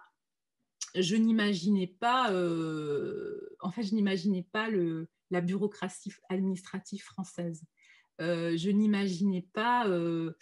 je pensais que pour imaginer ces Juifs morts dans une fosse, c'est qu'il y avait un déficit de connaissances. Or, il n'y a pas un déficit de connaissances, il y a une masse de documents, il y a une masse de... On peut reconstituer, comme je l'ai fait, quasiment la totalité de la chaîne des événements qui s'est produit entre leur décès et leur inhumation. Donc, jusqu'au dossier d'inhumation, jusqu'au permis d'inhumer délivré par le maire de la mairie du 12e arrondissement, qui est l'arrondissement de l'Institut médico-légal de Paris. Donc, on peut tout trouver. Donc, moi, c'est cette bureaucratie, cette paperasserie administrative qui m'a étonnée. Et puis, ces enquêtes de police où des inspecteurs français entrent dans le camp pour interviewer toute la chambrée d'un suicidé pour savoir si, quel était son état d'esprit au déjeuner avant de se jeter par la fenêtre. Enfin, alors que tout le camp, je dirais, est une machine à désespoir. Hein. Enfin, et puis ensuite sera le départ pour la mort. Donc, il y a c'est cette disjonction entre cette administration française et le crime qui est voilà. Je ne sais pas si j'ai répondu à votre question, mais Merci. Non, je pense que c'est intéressant. Je ne sais pas s'il y a encore peut-être des questions qui viennent aux personnes avant qu'on se quitte, des gens qui veulent... En tout cas, je pense que ta conférence a beaucoup plu. On a énormément de remerciements, de témoignages très, très positifs par rapport à ton travail. Des gens qui ont trouvé cette intervention passionnante et remarquable. Donc, on lit tous les messages. Puis des gens qui nous saluent de France et d'ailleurs aussi. Donc, on les salue également. C'est vrai que vous avez été très, très, très nombreux à assister à cette conférence. Hein. Plus d'une centaine de personnes directement sur Zoom, plus d'une quarantaine sur le live Facebook. Donc, vraiment beaucoup de personnes. Merci d'avoir été présents au rendez-vous. J'ai pas l'impression qu'il y ait encore d'autres questions. Donc, je sais pas, Johanna, je te laisse peut-être le mot de la fin. Mais non, mais je vous remercie de votre invitation. Et puis moi, j'ai été ravie de partager ces recherches de longue haleine, que je mène, je mène avec grand bonheur. Et puis, j'espère pouvoir vous le restituer bientôt aussi dans un livre, qui pourra garder cette tonalité, humaine, axée sur les victimes, puisque, vous verrez si vous vous reportez à l'article que j'ai écrit, que j'ai publié dans la revue 20e siècle, c'est un article qui se penche plus sur l'organisation de la prise en charge du côté français, du côté des rouages de la persécution. Mais c'est vrai que je pense qu'il est important de ne pas oublier les victimes, et de leur redonner tout ce qu'on peut leur redonner. Quand il n'y a plus de visage, il y a des morceaux d'histoire, Merci beaucoup, Johanna. Alors peut-être juste, est-ce que tu pourrais redonner la manière dont on peut se procurer ton article? Il me semble qu'on peut le télécharger de manière payante en ligne directement. Alors, il est téléchargeable sur la plateforme Cairn, CAIRN. Et il existe aussi, il a été traduit par la plateforme Cairn en anglais. Donc, pour les anglophones, le texte est aussi téléchargeable en anglais. Merci beaucoup.